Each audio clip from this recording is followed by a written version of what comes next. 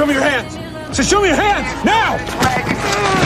This black guy was just walking and listening to music, but my coworker Doug suddenly tackled him to the ground. Even though Jack was desperately trying to explain, Doug still slapped cuffs on him. I could only tell them it was just a routine check. But then the boy's mom showed up and saw her son getting arrested for no reason, so she lost it and tried to stop us. But what I didn't expect was Doug reporting that someone had attacked an officer. Everybody on the ground!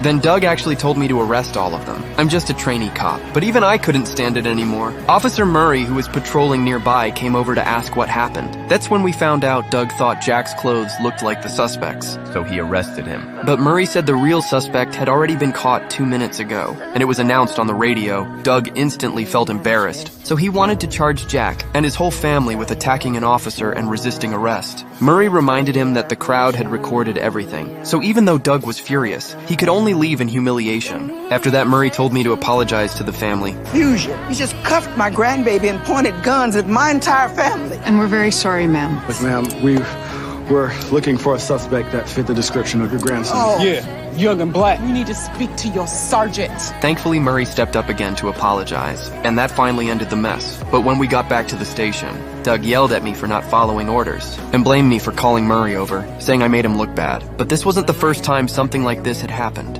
That day, just because a black woman was driving, Doug forced her to show her ID, but Emma was extremely nervous. They're in my bag. Is it okay if I reach in and grab them? Slowly.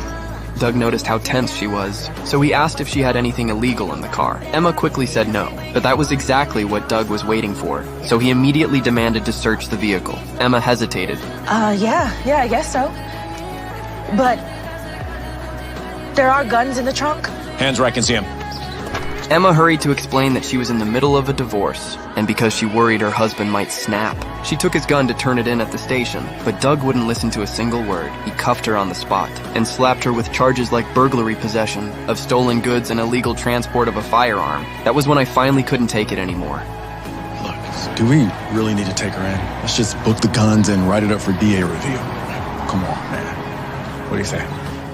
First of all, never speak to me like that again. Come on, man. I'm your superior officer, not one of your homeboys. Yes, sir. And secondly, that woman just admitted to 3 felonies. She says she's turning in the weapons, but who's to say she wasn't on her way to blast her ex-husband's brains out? Watching Emma breaking down in tears, I just couldn't stand Doug's behavior any longer. So I decided to talk to our boss, Gray, and tell him that Doug had serious problems with how he handled cases, especially his attitude toward black people. While we were talking, Murray came in. He backed up everything I said, but Gray was the boss after all, so he kicked us out immediately.